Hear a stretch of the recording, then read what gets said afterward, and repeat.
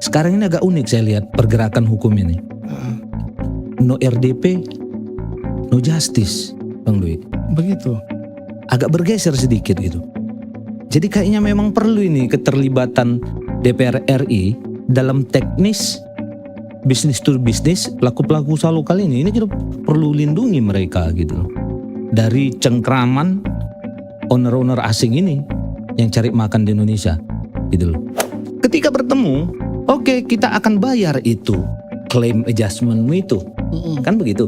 Tapi you harus sign dulu kontrak 1 tahun ke depan. Tanda tangan dulu kontrak. Tanda tangan dulu kontrak itu. Awalnya ikat mereka dulu. minta 5 tahun bang, kayak macam pemilihan presiden. Mereka mengakui ini ada beberapa yang tidak dalam kontrak. Mereka mengakui tiba-tiba pas waktu kita minta melalui somasi, kita layangkan surat somasi, datang ke dengan menjumpai pengacara seperti amnesia. Oh ya, mana ada kami mengakui, nggak pernah kami mengakui gini. Alasan mereka sabar ya kak, ya itu waktu itu diucapkan sama Mbak Novi dari tim OYU Sumatera Utara. Sabar ya, kita sudah meminta tapi dari Indianya lama dikit. Jadi kan kalau dikit-dikit disalahkan India, sedangkan di Indonesia udah bubar aja OYU di Indonesia, pergi kau balik ke India. Jangan kau susahkan kami pengusaha ini. Nah, untuk OYU sendiri kami mohon bayar utang kalian. Bayar, jangan dikit-dikit melemparkan ke India. Ada kantor kalian di Jakarta, di Salemba. Kalau kalian tidak bisa bayar, bubarkan aja sekalian. Buat apa kalian berusaha berdagang di sini? Karena perdagangan kalian, bisnis kalian curang.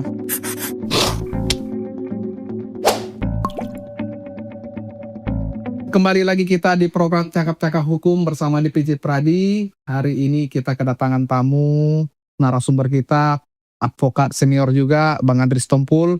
Siap. Boleh Bang, waktunya nanti diperkenalkan. Dan hari ini juga kita kedatangan tamu, kurasa udah terkenal ini Bang zaman dulu ya. Betul. Kalau siapa yang nggak kenal dengan Cardopa. Jadi udah berapa tahun tadi? Udah 52 tahun. 52 tahun. Pemilik Cardopa ini ya. Ya. Oke Bang, boleh perkenalkan Bang biar rekan-rekan semua tahu. Baik, perkenalkan saya Andri Gusti Ari Sarjono, sarjana hukum, magister hukum. Saat ini posisi saya salah satu kuasa hukum dari Cardopa Group yang ada di Medan, Iskandar Muda. Nah, hari ini saya membawa salah satu anak dari owner pemilik Cardopa yang akan nanti kita kupas kan sini. Ya. Kira-kira apa yang mau Apa yang disampaikan? kita gas ini hari ini ya. Iya. Dengan siapa perkenalkan? Silakan. Assalamualaikum warahmatullahi wabarakatuh. Perkenalkan, nama saya Jupti Esther. Saya mewakili ibu saya yang kebetulan tidak bisa hadir pada hari ini, yaitu Ibu Tiurida Simanjuntak. Mewakili juga penginapan Cardopa Group yang berada di sini untuk kita berbincang ya Bang ya. Iya. Kenapa sih saya ada di sini? Gitu ya. Langsung dipancing nih Bang. Nah, Sebelum ke sana. belum kesana. Sebelum ke sana Cardopa Group, berarti Boleh. grup ini banyak nih usaha-usahanya. Apa aja nih Kak? Alhamdulillah banyak Bang. Jadi ceritanya itu kita bermula dari stasiun. Sebenarnya sih mamaku itu bermula dari seorang pembantu sebenarnya. Seorang pembantu, dia tamatan SMP malah. Yang dia belajar dulunya itu bersama siapa itu yang pemilik SIP Game Panggabean, dari Game Panggabean belajar dan mendirikan agensi periklanan yang pertama, yaitu Najogi Media Jasa di umur 21 tahun. Begitu. Dan alhamdulillah mungkin dari situ passionnya itu di bidang radio, dan pertama kali radio itu berdiri adalah Radio Suara Juptinda, itu nama saya sendiri, yang di Sibolga di tahun 1982. 1982 ya, belum lahir ya. Kemudian berdiri radio di FM, Radio Karisma, dan Radio Cardopa ini yang dibeli dari orang, sebelumnya orang Karo yang dibeli dan dikelola, istilahnya dikembangkan, alhamdulillah bisa berjaya sampai saat ini berdiri lebih dari 52 tahun sekarang. Begitu ya. Dan dari situ berkembang juga, kita punya IO, event organizer, kita punya digital, perusahaan digital namanya Cardopa Digital, dan alhamdulillah juga berkembang. Kita juga punya penginapan. Inilah yang penginapan Cardopa Group. Kita sekarang punya 6, sedang menjalan menuju 7 penginapan sekarang di Bayangkara. Luar biasa perjalanan. Ya. Kalau Cardopa, maka saya bilang tadi pengantar Bang, Ya. karena waktu kuliah pertama kali masuk kota Medan, kita dengarkan radio Cardopa ini luar biasa familiar gitu. Itu dia makanya wah ini orang Cardopa ini datang. Saya searching juga Bu Teodora Teorida ya. Teorida Simanjuntak. Ini luar biasa juga ini orangnya frontal saya lihat ini Bang. Saya searching. Ya. Ini luar biasa nih Bu ini gitu ya. Tapi ini hari ini dengan anaknya. Ya. Kira-kira apa yang mau kita bahas hari ini Bang? Tadi kan sudah kita dengarkan apa itu Cardopa Group dan ada tadi referensi terkait OU ini. Ini menarik ini. Apa yang mau kita bahas hari ini? Baik, ini saya kasih kisi-kisinya saja. Karena yang detail yang dirasakan, yang dialami nanti beliau aja yang nerangkan. Kira-kira begini. Jadi Cardopa Group ini karena punya 6 tadi penginapan, dia coba kerjasama dengan OYO. Iya. OYO di sini posisinya provider. Jadi semua konsumen mau pesan kamar yang dimiliki oleh Cardopa Group ini, by ordernya, billingnya, pembayarannya semua ke OYO Indonesia. Kalau saya tidak salah, nanti bisa diluruskan sama Ibu Jupti. Ini startnya ini kontraknya ini 2019 sampai 2025. Nah ini berjalan. Awalnya itu agak romantis. Mungkin ya ini mental pengusaha kan. Terlebih perusahaan ini kan bukan perusahaan Indonesia. Ya. Dia ownernya itu dari India. Mungkin ada sisi marketingnya ya dibikin di awal lah. Nanti pagi hasil karena pakai aplikasi ini di 8%. Nanti tiba-tiba berubah sampai pada akhirnya ini berjalan 4 tahun. Jadi bagi 2 itu duit. Sementara kan si pemilik penginapan dia kan punya beban. Iya. Karyawan. Maintenance. Terus logistik. Dia juga kan pakai vendor luar gitu. Benar. Nah, karena berjalan ini pada akhirnya jadi bagi 2 kan overlapping jadinya. Iya. Gitu. Nah, ini yang kita sudah coba diskusikan. Kita sudah lakukan somasi 2 kali. Nanti kalau soal tanggalnya kita perdalam by data. Dan mereka hadir 1 kali. Nah, ini ada kelucuannya di sini. Cerita datang itu perwakilan wilayah tapi dia tak punya kantor legal standing untuk menyatakan sikap. Menyatakan apakah dia setuju dengan hasil media pembicaraan itu atau dia tidak setuju, tidak ada. Gitu. Dia menolak untuk pada saat hadir di mediasi pertama kita setelah teken kuasa, kami nggak bisa menaruhkan tanda tangan, Bang. Kata mereka. Justru kalau abang setuju, coba berkoordinasi dengan legal kami.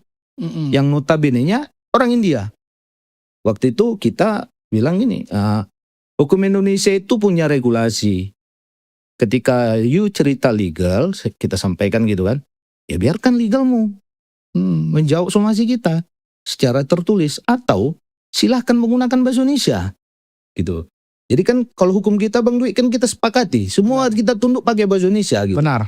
Mau dia di kepolisian, dimanapun itu. Bahkan kita sering pakai penerjemah untuk mengikuti regulasi kita. Nah karena dia bilang pakai bahasa Inggris, ya udah silakan aja somasi itu begitu.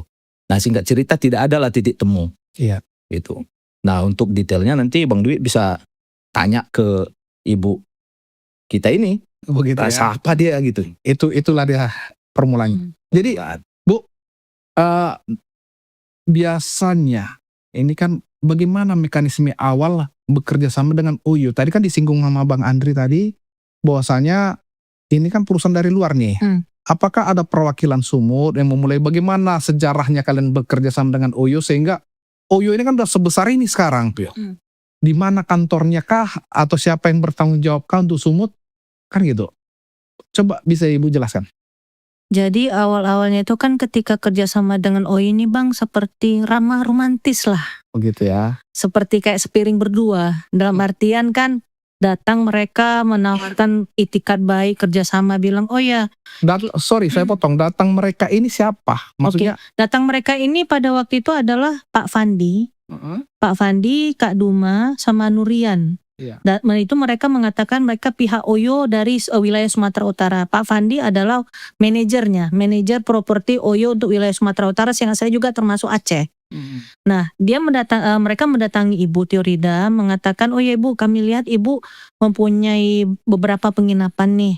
Waktu itu baru berdiri adalah di Helvetia Residence nih baru.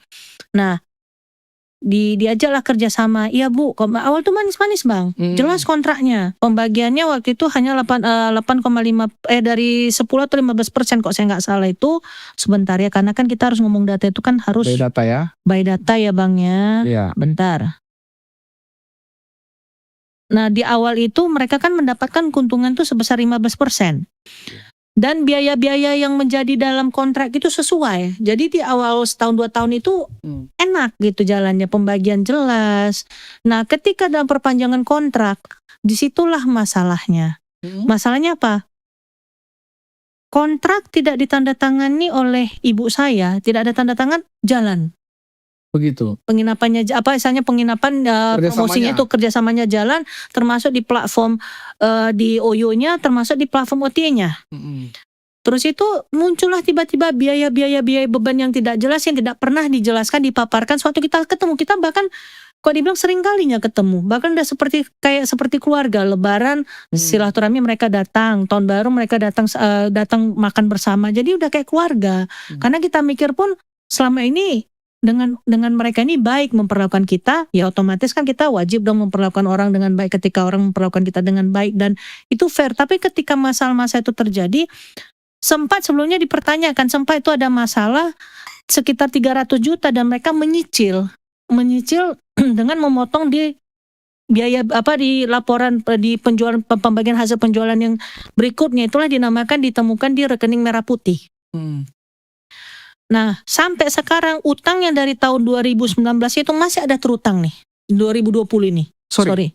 Kalau terutang, gimana mekanismenya? Gimana terjadi terutang? Apakah karena selisih kesepakatan itu atau memang ada masalah? Nah, terutangnya itu adalah ada bagian-bagian daripada item-item itu yang tidak jelas dan tidak transparan, dan mereka itu hitungannya tidak tepat. Otomatis kan ada menjadikan selisih keuntungan yang mereka bilang mereka tidak sanggup membayar secara seluruhnya. Makanya dilakukan pencicilan. Oke, saya potong sedikit. Ya. Mekanisme pembayaran OYO ini bagaimana? Apakah mereka, ini kan aplikasi.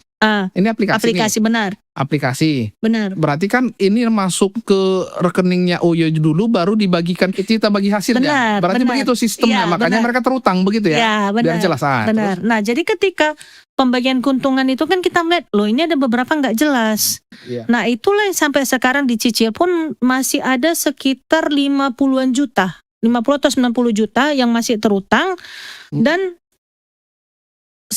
ketika dalam perpanjangan kontrak itu masalah utamanya itu adalah di tahun 2022 Bang. 2022. Kenapa 2022 saya bilang ketika kita audit, disitulah kecurangan-kecurangan yang mulai dibilang bahasanya digital audit lah, bahkan early check in, late check out, semua istilah yang seharusnya ini uang kita dong. Orang kan mereka datang ke penginapan kita. Benar. Tapi kenapa keuntungannya diambil sama mereka? Bahkan kalau misalnya dibilang digital audit nih, misalnya mereka mengklaim ini ada tamu nih datang ke tempat hotel kalian. Loh, tamunya mana? Mereka nggak bisa mempertanggungjawabkan, nggak ada laporan, tapi keuntungan kita tetap dipotong. Begitu. Adil nggak seperti itu? Kan nggak adil kan? Tamu dibilang datang, kita berbulan-bulan minta laporan nggak ada. Baru ketika kita mengancam pemutusan kontrak barulah dikasih. Itu pun ketika kita cek banyak nomor-nomor nggak jelas. Jadi logikanya, apakah ketika tamu itu tidak datang, tidak jadi menginap, kita juga yang dipotong, dibebankan? Begitu dianggaplah itu. Tapi kan pembayarannya kan ke OYO langsung. Ketika tidak jadi menginap bagaimana ini? Ketika tidak jadi menginap itulah dimasukkanlah biaya-biaya itu ke dalam biaya digital audit. Begitu. Jadi alasan mereka adalah dianggap seperti kayak penalti denda akibat tamu ini loh. Kalian pakai aplikasi kalian kok malah kami pula yang harus tanggung bebannya. Enak banget kau bos. Gitu ya. Kan nggak benar dong kayak gitu. Iya. Mereka sudah istilahnya selama ini pun selama 7 tahun kita kerja sama lebih Bang. Kurasa pun udah miliaran ya keuntungan mereka ambil dari kami. Belum lagi yang dari tahun 2022. Keuntungannya itu seharusnya kan pada waktu itu kita meminta penurunan keuntungan menjadi 8,5%. Disitulah parah biaya-biaya entah bahasa-bahasa Inggris lah diciptakan mereka. Dibikin yang macam-macam bahasa ya. Paling lucunya kalau misalnya customer mengeluh komplain, itu pun komplain karena aplikasi, kami juga kena denda penaltinya dipotong. Begitu ya. Bintang jatuh atau review jelek, kami juga yang kena penalti. Loh kok kami semua? Bebannya di kita semua. Bebannya kita semua gitu. Gitu ya. Kan gila kayak gitu. Iya sih. Sistem-sistem macam mana kayak itu, sistem maksiat kayak itu, sistem mafia kayak itu. Iya kan? Dan ini karena dia di luar negeri, senaknya lah memainkan permainan di Indonesia. Kenapa? Bahkan di Indonesia pun OYO itu tidak punya kantor di daerah-daerah. Itu ya tadi pertanyaanku pertama sekali, Bang. Jadi kan bagaimana mekanisme ini kan Abang nanti secara sudut pandang hukumnya nih. Kan oke lah orang ibu ini pengusaha, ditawarkan bisnis, menarik, jalan. Tapi kan yang kita lihat begini kan, ini bisnis dari luar negeri. Otomatis kan adanya peran pemerintah nih, melegalkan mereka masuk ke dalam. Sementara ketika ada permasalahan, ini kan karena dia di luar negeri nih, di India nih, hanya perwakilan kan tempat nggak jelas. Bagaimana orang Abang secara legalnya mempermasalahkan ini? Baik. Jadi kita tim coba tracking sederhana lah tentang legal standing kan. Pertanyaan Bang Dwi tadi itu bagus. Bagaimana sih legal standing si OYO ini yang notabene-nya perusahaan asing? Kita coba tracking sederhana, manual by system. Jadi OYO ini terdaftar di Jakarta Pusat. Gitu. Nah, kendalanya adalah ketika dia melakukan usaha di luar dari Jakarta Pusat, dia tak punya kantor perwakilan, tapi dia tempatkan individu, timnya atau orangnya di beberapa daerah yang menguasai mungkin satu pulau. Iya. Karena sekarang teknologi kita komunikasikan by digital, ya kan? Jadi by digital itulah yang digunakan mereka celahnya bahwa ada orang kita di Medan, gitu loh. Jadi bukan kantor perwakilan, ada orang kita di Medan. Semua sistem itu dihandle di Jakarta Pusat, di Salemba tepatnya alamat mereka, nanti kita bisa buka di Google. Nah, yang database itu dan semua administrasi adanya di kantor pusat mereka. Orang-orang tadi datanglah membawa kontrak-kontrak Begitu ya. yang di email dari Jakarta tadi, disodorkanlah ini ke pelaku usaha. Dan ada di sini buruknya soal legal standing. Apa itu? Ketika ini disign oleh salah satu pengusaha misalnya, pemilik bangunan, ya kan? Ini dikirimkan lagi ke Jakarta, by file email PDF. Dari sana nggak diberikan ini kepada pengusaha lokal. Kontraknya itu. Kontrak.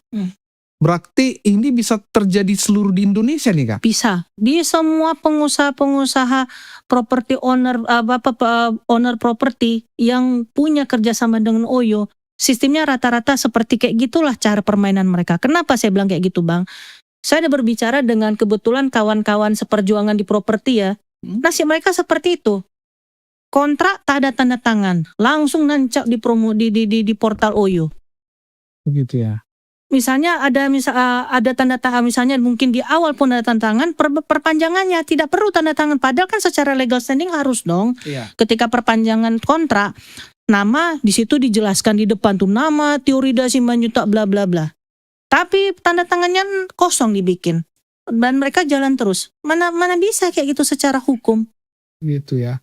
Dan karena uang pundinya itu, istilahnya rekeningnya pakai rekening mereka, senaknya dong bisa menahan uang kami yang merupakan pembagian kerjasama. Bahkan bulan Januari kemarin kami tidak dibayar, Bang.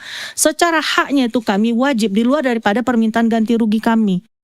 Yang ada kami istilahnya dibohongin dengan bahasa dalam bahasa Inggris. Karena mungkin mamaku tak paham bahasa Inggris, dibodoh-bodohi lah kan. No objection letter, final payment. Isinya dengan bahasa dibilang adjustment Januari. Bu, ini bu, pembayaran kita ya bu bulan Januari. Mamaku awalnya heran, saya dipanggil. Nah, coba dulu kau tengok. Kok bahasanya no objection letter, final payment? Berarti artinya kok kita tanda tangan itu nanti, seluruh keluhan-keluhan kita, utang-utang mereka itu dianggap lunas. Kenapa? Karena judulnya kan mengikat. Benar. Iya kan? Benar. Jadi kan penipuan yang dilakukan mereka. Menarik ini perkaranya. Tambahan juga Bang Dwi, saya tambah yang dibilang Ibu Jupti tadi, gini deh. Sepertinya ada memang pola di sini. Pola mereka gitu kan. Misalnya lah, 2019 ke 2020. Istilah mereka itu dispute adjustment. Ya kan. Kalau you mau komplain, ayo silahkan. Kita catat di sistem. Lalu kita adakan pertemuan. Kan begitu? Benar. Nah, ketika bertemu, oke, kita akan bayar itu claim adjustment-mu itu. Kan begitu. Tapi you harus sign dulu kontrak 1 tahun ke depan. Tanda tangan dulu kontrak. Tanda tangan dulu kontrak itu. Awalnya dikat mereka dulu. minta 5 tahun bang, kayak macam pemilihan presiden. Mana mau kita, karena pada pasti pola yang bersama yang seperti itu akan berulang-ulang berganti. Jadi sorry, kita mundur sedikit. Jadi di awal kontrak pertama ini sudah terjadi seperti ini. Di awal tidak seperti itu bang, dalam artian muncul daripada yang membuat itu jadi masalah ketika yang beban-beban itu nama-nama bahasa Inggris lah dibuat orang itu dengan segala macam Maksudnya begini kak, dinamikanya. kontrak pertama nih, kakak udah berapa kali kontrak nih? Ini 2 kali kontrak, 2 atau 3 kali kontrak seharusnya. Iya, 2 atau 3 kali. kontrak pertama. Ibu Oke. saya tanda tangan nih. Kontrak kedua tak ada ibu saya tetap jalan. Iya. Kontrak ketiga tetap ada ibu saya tetap tidak jalan. Ada Jadi- itu beberapa yang kedua pun belum kami tanda tangani. Mama saya belum tanda tangan. Kontraknya sekali setahun, Sekali 2 tahun itu. sekali 2 tahun. Iya. Oke. Ketika kontrak pertama selesai nih, masuk kontrak kedua nih, disitulah permasalahan komplain itu ya. Iya. Bagi hasilnya sekali setahun. Nah bagi hasilnya enggak, bagi hasilnya setiap bulan bang. Tiap Kan dia bulan? rekening setiap bulan. Begitu? Rekening merah putih iya. Oh, gitu Jadi ya. kalau orang yang tidak paham dengan membaca, maaf kata ya, akuntansi atau bidang keuangan dengan bahasa-bahasa yang ngejelim dengan inisial-inisial atau singkatan-singkatan apa ya dibodohin. Begitu ya. Yang pastinya kan kita berpikir kan, perasaan kata orang Oyo ini penghasilanku bisa segini nak, tapi kok nggak ada uang di rekening ini, kenapa ya? Itulah yang membuat aku penasaran pada waktu itu. Berdasar sama dengan orang keuanganku, kami audit, ketahuan lah di situ semua Oke, dia kecurangan-kecurangan mereka itu. ketahuan itu tadi saya mau pertanyakan, ketahuannya kecurangan itu di awal setelah akhir mau kontrak pertama atau awal masuk kontrak kedua? Mulai. Setelah mereka mau meminta perpanjangan kontrak tersebut. Disitulah kita mulai komplain, speak up lah mulai ini. komplain, iya benar. Ngomong lah kita, ini kok begini gitu. Jadi tapi mereka akan berjanji akan menggantikan, tapi tekan kontrak kedua dulu. Lucunya bang, Iya. pas waktu kami rapat nih bersama, waktu itu pas terakhir itu dihadiri oleh Oyo Indonesia dari pusat, namanya si Bang Julian. Mereka mengaku ini ada beberapa yang tidak dalam kontrak. Mereka mengakui tiba-tiba pas waktu kita minta melalui somasi, kita layangkan surat somasi, datang ke dengan menjumpai pengacara seperti amnesia. Oh ya mana ada kami mengakui, nggak pernah kami mengakui gini. Karena mungkin secara lisan pada saat itu pembicaraan, ya kan? Gitu.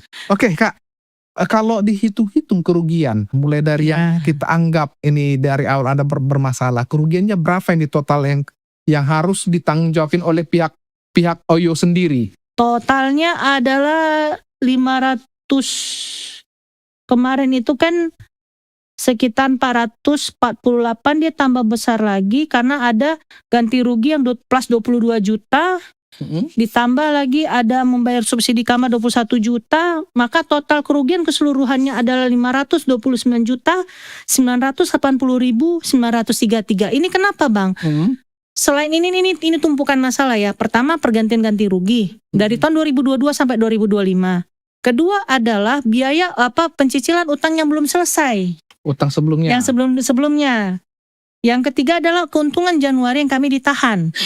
Yang keempat adalah selisih subsidi kamar. Kenapa? Misalnya contoh, kita kan sudah kesepakatan dalam rapat harga kamar sekian ya. Secara praktek nggak dibahas habis harganya. Begitu ya. Dan kami otomatis minta dong ganti rugi, istilahnya udah kami dibabat habis, bayar operasional, uang kami tidak dikembalikan. Curang nggak itu namanya bang? Oke, ini kembali ke Bang Andri bang. Tadi Penipuan kok. ada menarik ini, kayak ini langsung kakak simpulkan ini, panas terus ya. Jadi begini, ada tadi kakak bilang yang keuntungan kami ditahan, yang segala macam dijelaskannya ini kan gitu. Sudah pernah orang abang somasi tadi ya? Sudah abang jelaskan bahwasanya Sudah. menurut kajian abang nih secara legalnya ini, apa yang abang lihat ini dalam bisnis ini? Setelah kita teliti kan, saya luruskan kembali, saya tambahi yang dibilang Ibu Jupti soal kerugian. Kerugian itu dibagi dari 3 poin. Yang pertama, kerugian kontrak mulai dari 2019 sampai 25, dispute adjustment. Ada lagi yang lain. Apa itu? Soal harga yang mereka tentukan. Itu loh. Sama soal yang terakhir itu soal, jadi kan kontrak ini berakhir 25 bulan Desember 2025. Iya. Sistem ini masih ongoing sampai Januari 26. Dia masih terima terus orderan itu. Dia tak bagikan sama owner. Iya. Jadi ada 3 poin kerugian itu yang dipikul. Yang tadi totalnya kata Bu Juti sekian, 529 juta sekian gitu.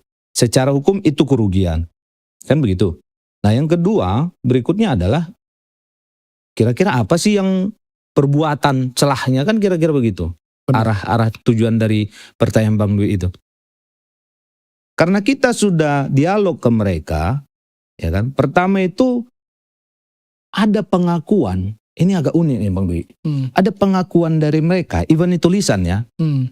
Cuman kita tim, Ibu Jupti juga punya rekaman itu. Ada pengakuan dari OU ini bahwa kami nggak bisa hitung itu karena di sistem kami 6 bulan terakhir terhapus, tak ada lagi data itu. Itu yang membuat ini menjadi menumpuk dan jadi masalah. Begitu ya. Bagi owner. Kita bayangkan perusahaan internasional tak punya backup data. 6 bulan dia simpan gitu. Lalu owner, rekan bisnisnya, mitranya nggak bisa minta data yang 1 tahun sebelum. Begitu. Makanya berani orang itu mengklaim, kami nggak tahu itu, lupa ingatan, insomnia dan segala macam ini. Tahu nggak yang lucunya? Kalau mereka dibilang perusahaan properti digital, masa iya sih data semua digital yang laporan-laporan pertanggungjawaban mereka semua sebelumnya hilang, tapi urusan yang berkaitan dengan uang, utang-utang atau uang keuntungan ada semua datanya. Omong kosong kan? Jadi kan gini Bang, ini kan saya lihat nih ada 2 yang saya pandang nih dari segi manajemen. Sorry saya bukan orang ekonom kan gitu, bukan orang manajemen juga. Tapi saya melihat begini, ada miss antara manajemen owner. Jadi sehingga ada rentan permainan, apakah ini permainan owner sengaja membuat seperti ini liar, atau permainan karena memang tidak jelasnya manajemen dari OU sendiri. Contoh, saya perwakilan Sumber nih, saya yang bermain ini. Begitu, atau perwakilan Jakarta. Ya dia jadi bermain ini semua kan gitu. Apakah itu sudut pandang abang melihat ini ya? Sehingga kalau kita lihat seperti ini berarti peran pemerintah harus dong nih. Iya kan? Iya. Oke, baik. Jadi celah itu ada Bang. Celah itu ada. Kenapa? Karena backup datanya owner itu kan ada, dia klaim. Dan itu tercatatkan karena ada dispute adjustment tadi. Nah ini yang tak pernah terkonfirmasi baik oleh Korwil maupun pusat. Nah kalau abang bilang tadi mungkin celahnya pusat ke Korwil, ya bisa-bisa saja. Kenapa? Karena memang nggak ada penguasaan pemerintah kita di sini. Abang bisa bayangkan siapa yang bayar pajak? Iya. Pemilik properti Bang. Begitu. Pemilik properti bayar pajak. Kontrak itu dinyatakan ada PPN 11% yang dibayarkan properti owner ke OYO. Berarti semua bebannya ke owner, ke pemilik lah ini ya, pengusaha lah. Iya. Berarti tetap mereka terima bersih aja. Iya. Makanya di awal kantor pun tak ada. Iya. Makanya di awal tadi saya bilang ini Bang, seperti orang mau pacaran, iming-iming di awal, jadi grafiknya itu bisa naik, tapi nanti perpanjangan kontrak jadi sama, makin turun dia. Jadi sepemilik aplikasi dengan sepemilik properti bisa jadi equal angka pembagiannya. Di mana make sense-nya kan begitu? Kalau kajian abang nih selaku legal nih. Yang abang pandang ini kan secara tadi sudah abang somasi nih. Udah. Selaku legal atau selaku advokat dari pemberi kuasa dari ibu ini, Bu Kardopa ini yang pengusaha. Kajian abang nih melihatnya bagaimana ya sebenarnya terhadap OU ini, aplikasi OU ini. Baik. Kalau kami tim memandang bahwa ada yang nggak benar nih sistemnya nih. Ini pertama soal sistem. Di samping tadi udah kita kupas tuntas soal legal standing, itu sangat telat. Ini soal sistem keterbukaan informasi. Itu. Mereka tak mau membagikan informasi mereka di yang mereka kuasai di sistemnya kepada siapa? Kepada owner. Kenapa ini bisa tidak dikasih? Ya mereka punya motivasi apa di situ? Kalau tadi Ibu Jupti bilang modusnya ada penggantian nama, misalnya gagal klaim, tamu tidak ada. Itu kan soal judul di luar kontrak yang tadinya tak pernah ada di kontrak itu. Sehingga itu yang mendekati yang saya bilang tadi. Pembagian itu jadi sama, owner sama pengusaha. Itu trouble-nya. Nah, ini kalau kita biarkan ini tetap berjalan begini, kita bisa bayangkan pengusaha-pengusaha kita lokal ini yang punya properti. Begitu ya. Bah, bisa kolaps kita semua, Bang. Benar. Kita punya properti, kok bagian kita sama dengan aplikasi? Kan itu question mark ya kan di situ. Cuman kan gini Bang, kalau aku melihat kalau dari perkembangan cerita ini kan beda deh misalnya aplikasi lain ini. Ojek, kalau aplikasi ojek nggak usah Iya. kita sebutkan kan, itu kan jelas nih. Jelas ini tempatnya ada, ya, perwakilannya, Iya. gedungnya ada, dan jelas pendataannya. Di Jakartanya pun ada perwakilannya. Sehingga kita ketika komplain atau ketika melakukan somasi, itu jelas nih. Kalau melihat OYO ini kan nggak jelas nih. Gak jelas, Bang. Saya somasi nih, Bang, ke Jakarta, yang jauh anak Medan, Bang. Gitu. Address-nya itu Jakarta Pusat, Salemba. Yang respon itu email yang dari Jakarta di print, kan saya tracking juga itu pengirimannya. Iya. Medan ke Medan, Bang. Sementara Jawaban somasi. pemiliknya orang India gitu. Iya. Owner orang India. Apa nggak lucu kita nih, Bang? Kalau Sesama anak bangsa. kontrak gimana? Kontrak ada nggak istilahnya kita pertinggal kontrak waktu itu? Difotokan atau apa? Sehingga kita abang ini kan mempermudah abang ini nangani perkara ini. Ini kontraknya nih. Nah, Ada. yang paling lucunya kan Bang, mereka itu di awal jelas kontraknya. Yang kedua dengan istilahnya gini Bang, seharusnya ya etika namanya kita bisnis to bisnis lah ya Bang ya. Kita ini mau perpanjang kontrak. Bawa dong kontrak itu, jumpai dong bisnis partner kita. Ini enggak. Kita udah kirimkan melalui email. Memang Sepele kali. Memang ada. Nah, waktu kita tracking itu banyak nggak ada dokumen-dokumen yang mereka maksudkan. Terus itu dengan bahasanya itu mereka bilang ya kita nggak mau tahu dong. Misalnya kan kita sudah kirim itu semua. Lo buktinya mana? Bahkan ada beberapa lampiran-lampiran kita minta sama mereka nggak bisa melampirkan, mereka nggak bisa memberikan. Begitu ya. Iya. Oke Bang, tadi kan sudah dijelaskan juga kerugian ini. Sudah disomasi. Respon dari somasi itu pun Sudah dijawab. sudah dijawab. Apa respon dari somasi? Dia somasi balik kita. Nah, Tolong satu bisa lagi yang bayangkan. paling lucu Bang. Mereka malah kita meminta somasi atas pertanggungjawaban ganti rugi. Mereka mau mensomasi gara-gara video yang saya naikkan. Yang kami naikkan kan lucu. Begitu ya. Udah terus gitu mereka menahan surat terminasi kami. Masa orang misalnya mau putus hubungan, kau tahan-tahan aku mau putus hubungan sama kau. Akibat daripada surat terminasi yang ditahan itu, kami pun mau misalnya membuka akun sendiri ke OTA, nggak bisa, masih nama OYO. Begitu. Mau ke Google Business pun nggak bisa, masih nama OYO. Jadi nama ini penginapan ini yang 6 ini kan terregister di OYO karena sistemnya di OYO. Karena tidak diberikan terminasi pengakhiran hubungan kontrak, ya kan melekat di sana. Ketika orang yang mau misalnya pindah ke apa kita bilang yang Kayak semirip Traveloka, Booking.com atau Tiket.com gitu. Gak bisa karena di situ kelok. Karena butuh surat terminasi Sudah tersebut. terkunci. Orang ini yang baru minta, kalau Jadi you kan udah mematikan. putus gitu loh. Mematikan langkah. Begitu. Jadi memaksa mengancam penipuan. Tahu mau nggak mau kau supaya kau itu ada kau Sign tanda kontrak tangan baru. nih, sign kita kontrak baru kan maksa itu namanya. Oke. Itu kan sudah melanggar hak asasi manusia itu. Oke Bang, selain setelah somasi nih ya, langkah apa yang orang abang lakukan ini? Baik, ke depan kita masih tetap menggodok ini sama prinsipal. Kita berpikir kemarin dan diskusi, ke depan kita perlu kayaknya RDP. Langkah pertama itu kita mau mintakan RDP. Nanti kita coba cari rumah aspirasi mana yang bisa membawa kita sampai ke RDP, itu yang pertama. Sorry, kenapa harus RDP? Apa sudut pandang abang mengajukan RDP nih? Kalau gini Bang Dwi, kalau setahun yang lalu no viral no justice kan. Sekarang ini agak unik saya lihat pergerakan hukum ini. No RDP, no justice, Bang Dwi. Begitu. Agak bergeser sedikit gitu. Jadi kayaknya memang perlu ini keterlibatan DPR RI dalam teknis bisnis to bisnis pelaku-pelaku usaha lokal ini. Ini kita perlu lindungi mereka gitu loh.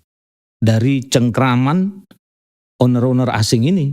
yang cari makan di Indonesia gitu loh. Oke, RDP berarti menurut abang dalam sistem dari OU ini udah nggak benar gitu. Sudah nggak Makanya harus di RDP kan. Apakah konsepnya nanti biarlah dari RDP ini apa notanya nanti menyatakan bahwasanya izinnya dicabut kah atau apa Iya. itu seperti itu guna Iya. Dan RDP ini kan model luar negeri nih, model bisnis luar negeri. Makanya kita minta harapannya itu adalah jadikan kasus nasional.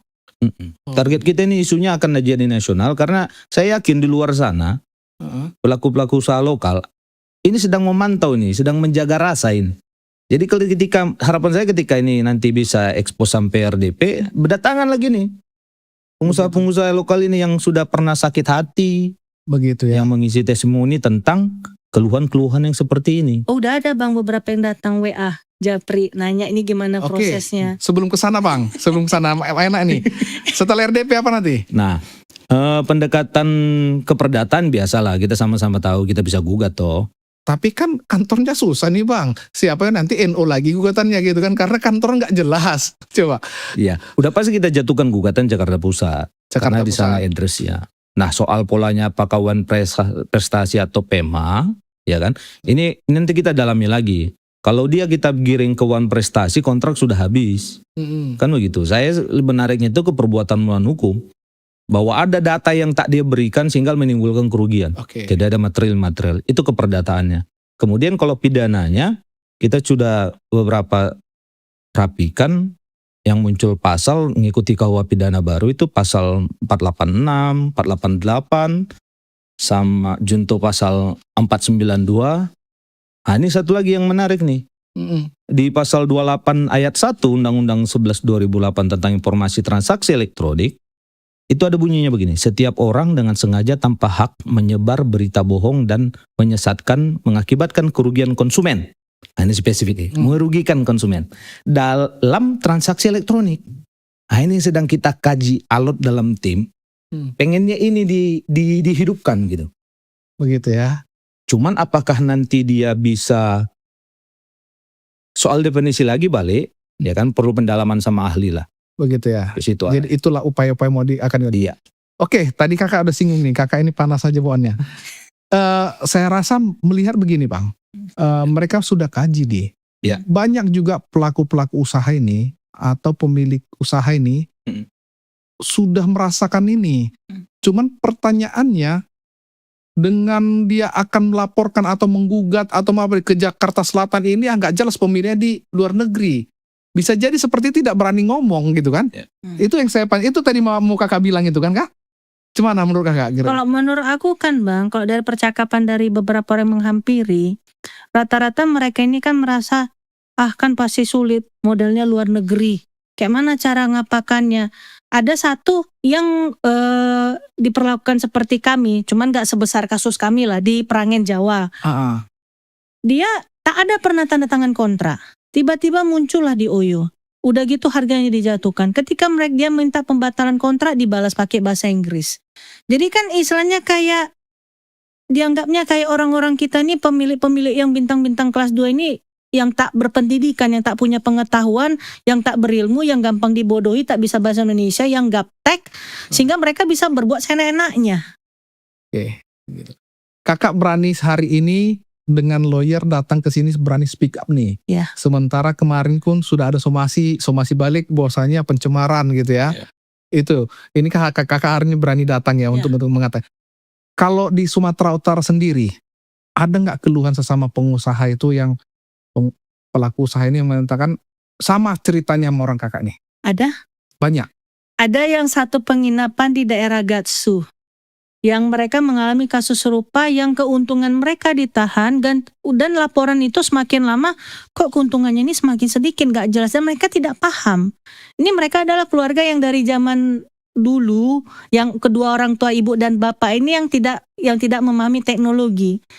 Dan karena mereka ini yang tipikal, gimana saya bilangnya, udahlah daripada kalau dituntut juga mau dapat apa, lebih banyak istilahnya apa sih namanya istilah dalam hukum potong kambing keluar kambing keluar, Hilang kambing, potong kerbo. Ya udah nyerah aja. Yang kulihat seperti itu Bang. Yang aku lihat kalau memang cerita ini, yang aku lihat banyak pelaku usaha takut beresiko. Nanti untuk menebus kambing jual kerbau katanya kan, yang aku lihat. Tapi kan menarik nih, menariknya mengikuti cara yang langkah upaya hukum yang abang berikan. Saya rasa sudah bisa ini untuk RDP segala macam, sudah bisa ini abang harus buka posko nih. Ini posko korban-korban Oyo. Ini menarik juga nih karena Saya buka Bang posko online. sudah dibuka. Saya buka di posko online. Dari situ beberapa merespon, saya mengajak teman-teman pemilik properti penginapan maupun customer yang dirugikan, ngomongkan ekspresikan, cuapkan di situ. Jadi Bang Dwi, ya kan? Karena kan lawyer itu kan gini, bagaimana menarik atensi publik, gitu kan? Supaya ya mohon maafnya lah, lebih seru kalau keroyokan. Iya, itu Gitu dia. loh, lebih seru keroyokan. Nah, waktu itu kita dialog sama Kardopa. Saya memandang, tim kita memandang bahwa kalau posko itu brandnya itu adalah kantor hukum, gitu kan? Kita worry kurang terbuka ini pelaku usaha. Makanya kita bilang ya udah silakan Kardopa bikin aja posko laporan online atau sekalian di tempat Kardopa, teman-teman pengusaha boleh ke situ, Iya, gitu loh. sehingga kan ini kan kalau RDP ini kan lebih menarik publik, sehingga pihak dari DPR sendiri menjadi atensi ya, saya Iya. melihat itu kan itu. Saya justru karena ini adalah perjuangan melindungi pengusaha lokal, DPR RI harus lihat ini, situasi ini. Dan saya rasa Bang, karena saya lihat tuh banyak di sosial media komplain soal Oyo, mulai dari customer, mulai dari pemilik properti. Kok itu katakan kita kumpulkan data, itu bisa menjadi perhatian bagi DPR RI, bagi Kementerian Dalam Negeri, Iya. Kementerian Pariwisata, Lebih OJK, lebih tepatnya Pak pariwisata. Purbaya. Kenapa? Karena ini kan ownernya aplikasi ini kan di luar negeri. Ini kan harus Iya. diperhatikan selektif ini kan. Kalau yang merugikan negara buat apa gitu kan? Ya, Terkait perizinannya. kan merusak daripada pengusaha-pengusaha UMKM. Benar. Ketika dirugikan, otomatis itu kan akan merugikan, menghambat perekonomian daerah. Apalagi ada suatu indikasi ada upaya tindak pidana atau perbuatan melawan hukum kan Iya. itu. Kan gitu. Atau sedikit Bang Dwi, sebelum Bang Dwi lanjutkan. Ini Kak, Ibu ini punya cerita waktu perhelatan yang speedboat itu, ya kan? Ya. Dia punya cerita nih khusus nih. Bahwa itu order semua mereka Oyo yang menentukan harga sehingga habisan kuota, gimana Bu? Ibu tambah cerita tak? Biar Bang Dwi dapat Gimana chemistry. itu Bang? Yang pas waktu? yang di Bali G, Ah. yang perlombaan speedboat banana itu. Iya, harga dijatuhkan. Padahal secara momen itu bisa dapat harganya naik. Penginapan yang lain pada dinaikkan harga, kami malah dijatuhkan. Gitu. Udah padahal udah saya bilang kan biasanya kan kalau kita namanya sama kayak travel kan Bang, sistemnya hotel maupun travel. Kita lihat momen peak mana yang high season kita naikkan harga. Ini enggak. Dibanting platform harga. Bolak-balik saya bilang alasan mereka sabar ya Kak, ya itu waktu itu diucapkan sama Mbak Novi dari tim Oyo Sumatera Utara. Sabar ya, kita sudah meminta tapi dari Indianya lama dikit. Jadi kan kalau dikit-dikit disalahkan India, sedangkan di Indonesia udah bubar aja Oyo di Indonesia. Pergi kau balik ke India. Jangan kau susahkan kami pengusaha ini. Jadi harus ke India dan bermain. Bahkan di India aja pun kulihat di sosial media pun banyak yang komplain di India soal perihal Oyo ini. Begitu ya. Di Amerika banyak komplain. Jadi setiap ada komunikasi dengan Oyo Indonesia, decision makernya itu selalu India. Dibuang ke India terus. Buangnya ke India. Makanya ketika Ibu Jupti cerita, tidak ada fair play dong di situ, gitu loh. Masa season diturunkan harga, orang naik dia turun gitu. Klien kita minta naik, tunggu dari India deh. Waduh, ini habislah seasonnya. Jadi kalau seandainya begini Bang, maka saya bilang tadi legal standingnya. Seandainya nih jawabannya nanti, udah Bang, somasi klien minta ke India lah. Gimana lah gitu. Aturan hukumnya gimana kajian Abang ini sekarang? Kalau kayak gitu bubarkan Oyo Indonesia. Tapi sebelum kau bubar, bayar dulu utang kami. Ya. Nah lah, tetap di Indonesia lah, Jakarta Pusat. Tetap itu ya pertanggungjawaban. Wajib. Kalau ownernya di India ya urusan dia lah di India. Tapi kalau badan hukumnya Oyo yang Indonesia, dia kan punya terdaftar di Indonesia. ahunya Indonesia. Oh iya, Itu sudah memang sudah ya. sudah Bukan berarti sampai ke situ. di India ya. No. Oke, Kak, menarik ini Kak. Waktu kita nggak terasa ini ganas saya terus. Apa yang kira-kira Kakak sampaikan untuk pelaku usaha dan untuk Oyo sendiri? Oke, untuk pelaku usaha, teman-teman seperjuangan kita ya, perjuangan di dalam properti, ketika kalian kerjasama dengan Oyo, itu pasti yang paling pertama itu adalah di tahun pertama, kontrak pertama itu Oyo bakar duit. Semua apapun itu dia kasih, termasuk itu fair, pembagian fair, kontrak pun persentase fair. Tapi ketika itu melangkah kontrak lanjutan, hati-hati. Pastikan kalian berbicara, para bapak atau ibu atau pemegang properti berbicara langsung face to face kepada Oyo. Minta mereka paparkan isi daripada kontrak itu dan minta mereka itu dengan jelas. Kalau misalnya ada perubahan apapun itu jangan melalui email, harus face to face. Ada itu dalam hukumnya itu kalau misalnya ada perubahan kan kita bisa bikin dalam bentuk adendum ya Bang ya. Ya, adendum. Itu harusnya. Jadi pintar-pintarlah kita, jangan bodoh dan harus pintar melihat dalam laporan itu akan ada permainan mereka, bahasa mulai dari ECL, early check out, late check out, digital audit. Kita pun misalnya ranking kita jatuh pun kena denda, misalnya ada komplain pun kita kena beban biaya. Itu hati-hati. Karena apa? Itu bukan tanggung jawab kita. Istilahnya mereka lah yang harusnya membayar kita karena kita mengeluarkan uang untuk properti. Mereka hanya platform. Tapi kenapa istilahnya kita yang dikeruk, kita yang diperas, kita istilahnya ketika kita tuntut pembayaran kita, ketika kita tuntut hak kita, mereka ancam dengan tidak mengeluarkan surat terminasi itu. Sehingga akan mengganggu masa depan kami. Penginapan ini berikutnya kami nggak bisa istilahnya berpromosi di OTA itu karena surat terminasi tersebut. Gitu ya. Nah, untuk Oyo sendiri kami mohon bayar utang kalian. Bayar, jangan dikit-dikit melemparkan ke India. Ada kantor kalian di Jakarta, di Salemba. Kalau kalian tidak bisa bayar, bubarkan aja sekalian. Buat apa kalian berusaha berdagang di sini? Karena perdagangan kalian, bisnis kalian curang. Itu yang saya minta, bayarkan. Berikan surat terminasi kami, hapus alamat Oyo kalian itu dari bisnis profil kami. Sehingga kami pun bisa memulai dengan langkah baru. Istilahnya kami melangkah baru pun, tapi kaki kami tetap kalian ikat. Itu namanya pengancaman. Begitu ya? Ya. Oke, itu kan sifatnya preventif nih. Ya. Menjaga pelaku usaha. Bagi yang sudah terlanjur ini apa Oke. pesan?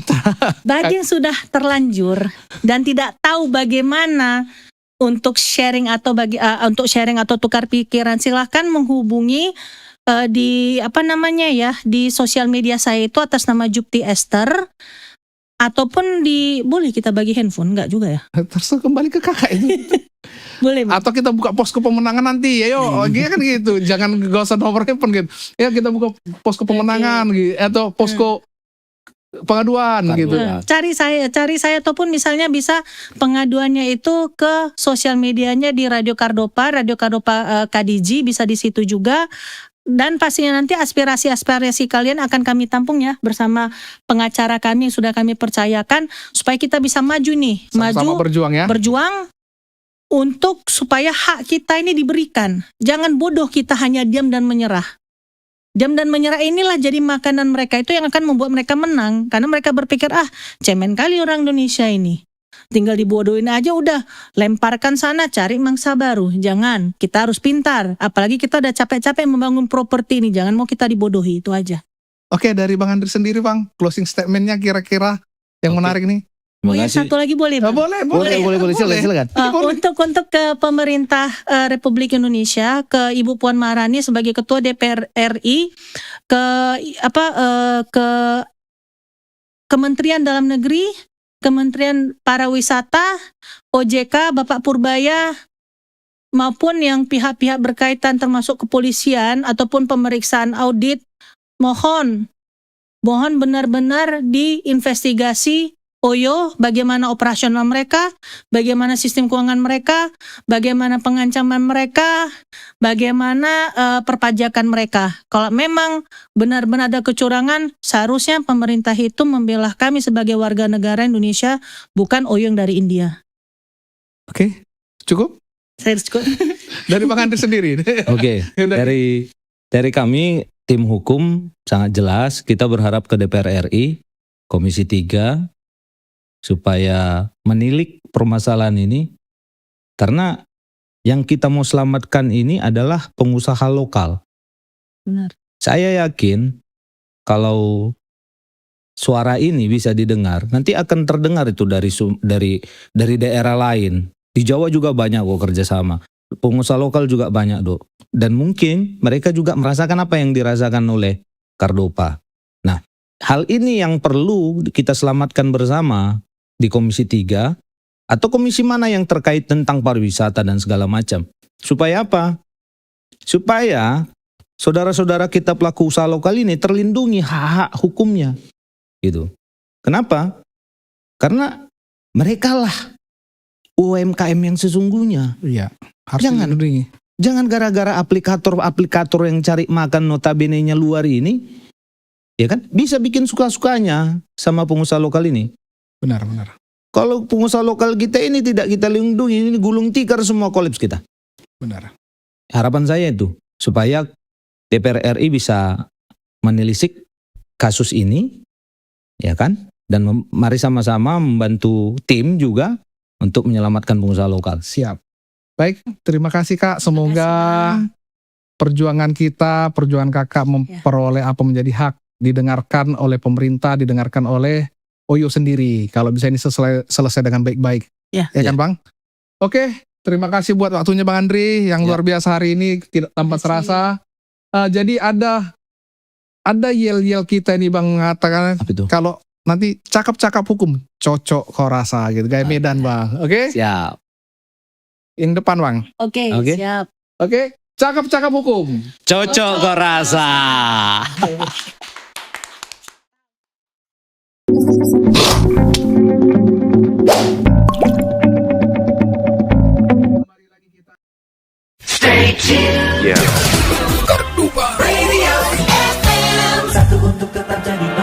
Talk Radio Medan.